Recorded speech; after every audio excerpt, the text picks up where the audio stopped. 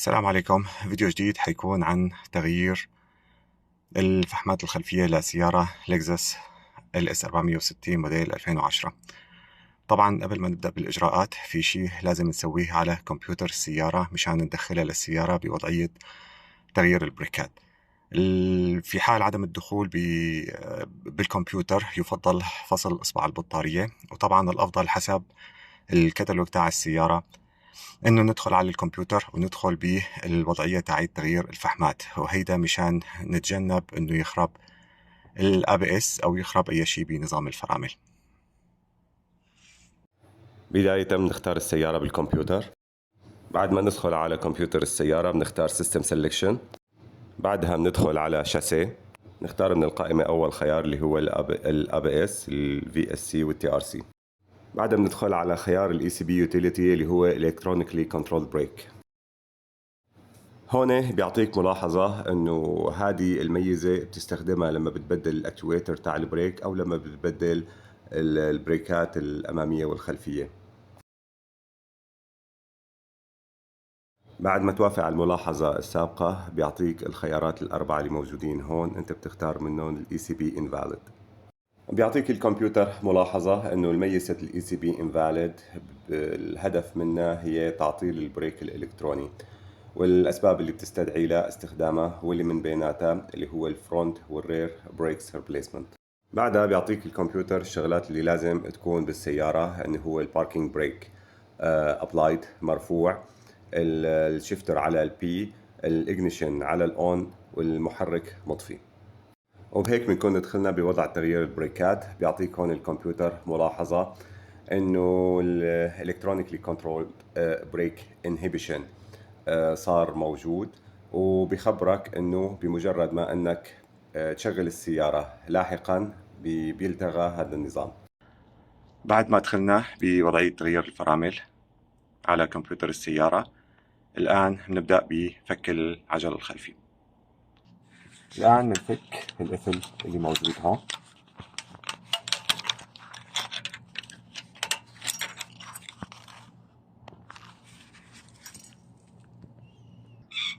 بعدها بنفك القفل الموجود هون واللي ماسك حساس الفرامل.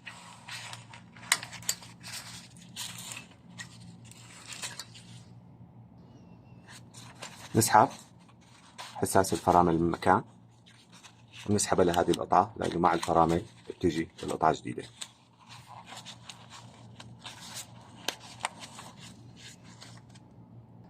الآن بندفش الدبابيس اللي بتثبت الكاليبرات، تطلع معي من الجهة الثانية.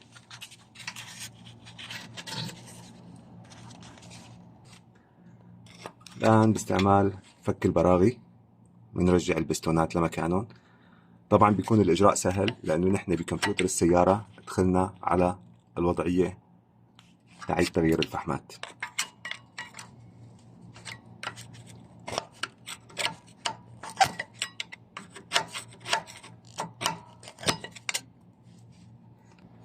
الآن نسحب الفحمات القديمة.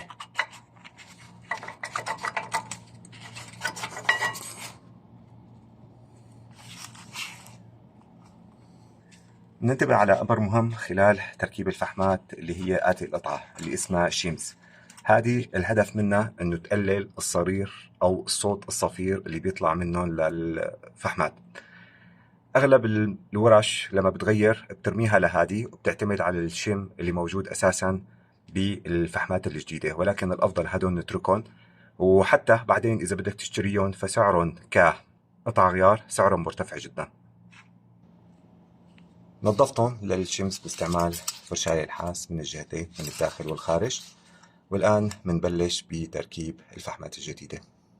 الفحمات الجديدة جبتهم باور ستوب ايفوليوشن، هادون كربون فايبر، عمرهم طويل، الغبرة اللي لهم قليلة، والصوت اللي لهم تقريبا معدوم. دائما الفحمات بتجي مع كل الاكسسوارز اللازمة لها. نبدأ الآن بتجهيز الفحمات لتدخل بمكانها. أول شيء بدنا نحط هدول النوابض. الهدف منهم إنه كان ضل الكاليبر ما يتحرك كتير وما يطلع طقطقة خلال الفرملة. طبعا استعمالها سهل، بندخلها بهذا الخرم، بعدين من هون نضغطها وهيك بتكون ثبتت. طبعا بالنسبة للفرامل اثنيناتهم لازم يكون بنفس الاتجاه، فهذا بده يكون اتجاهه من هون.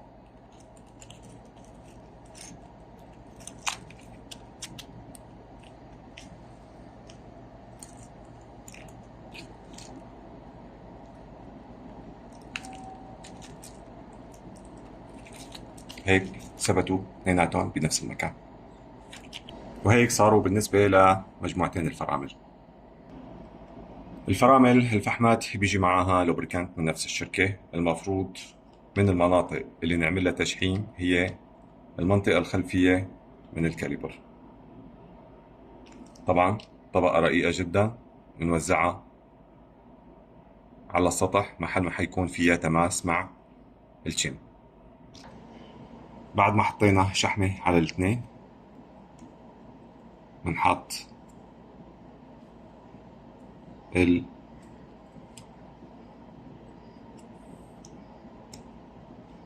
الشم على الاثنين مشان نقلل الصفير. الآن الفحمات بهذه الطريقة جاهزين ليتم تركيبهم بالسيارة. قبل تركيب الفحمات الجديدة بمكانها بنحاول ننظف المسار بفرشاة نحاس من الكربون القديم قد ما بنقدر.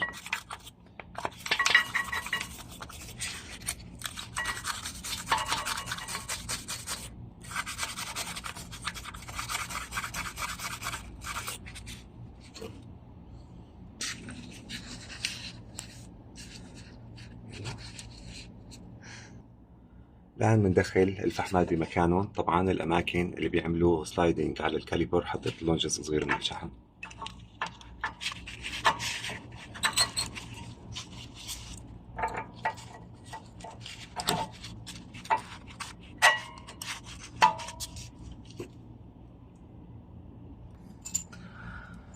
الدبابيس بننظفهم بفرشاية سلك، نشيل كل الآثار القديمة عليهم وننظفهم كويس، وبعدين بنحط عليهم طبقة من السيليكون جريس، طبقة بسيطة جدا. بندخل المسامير تاعت التثبيت في مكانها، ننتبه انه تطلع معنا بشكل صحيح من الجهة الثانية.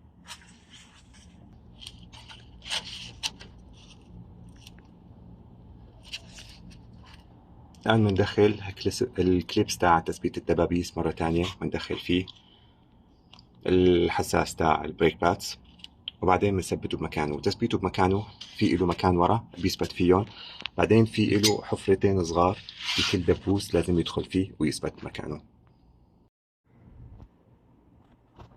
طبعا هذا المثبت جدا ضروري وصعب شوي تركيبه، لأنه لازم يجي تحت دبوس التثبيت من الجهة الخلفية، والجهة الأمامية في عنا حفرتين موجودين بدبوس التثبيت لازم يدخل فيهم. بهالطريقة بنكون ركبنا حساس الفرامل مع القفل اللي إله، ويبقى عنا القفل الأخير بنثبته على الدبوس السفلي، بعدين على الدبوس العلوي، وهن الجزئين الأهم بنتركه ينزل بمكانه. وهيك بنكون كملنا تركيب الفحمات. طبعا إذا كان الحساس خربان، الحساس الفيش اللي إله موجود بهذا المكان، بنفكه وبنغيره بشكل كامل. طبعا بنعمل نفس الشيء في الجهة الثانية من السيارة، وبعدين أول ما بنشغل السيارة بيلتغي نظام البرمجة لحاله وبترجع السيارة بشكل طبيعي بتشتغل. هذا هو الفيديو عن تغيير الفحمات الخلفية لسيارة لكزس 2000 LS 460 موديل 2010. طبعا مثل ما حكينا بمجرد انه تشغل السيارة بينتهي المود تاع وضع الفرامل الجديدة وبيرجع كل شيء تماما مثل ما كان. الآن بنطبق تعليمات الشركة المصنعة مشان الفرامل، نعمل لهم ادابتيشن على الديسكات. المرحلة الأولى من سرعة 40 ميل بالساعة بدنا ننزل لل10 بسرعة 5 مرات.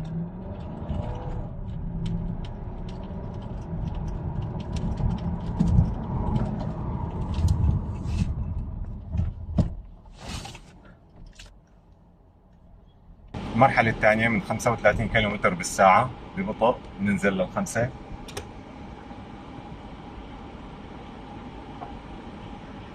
كمان بننفذها 5 مرات. والآن نترك الفرامل تبرد لمدة 5 دقائق. هذا هو الفيديو كامل من الألف إلى الياء لتبديل الفحمات لهذه السيارة. أتمنى منكم الاشتراك والدعم لنتابع بتنزيل محتويات جيدة مفيدة مسلية للسيارات. مشكورين جدا.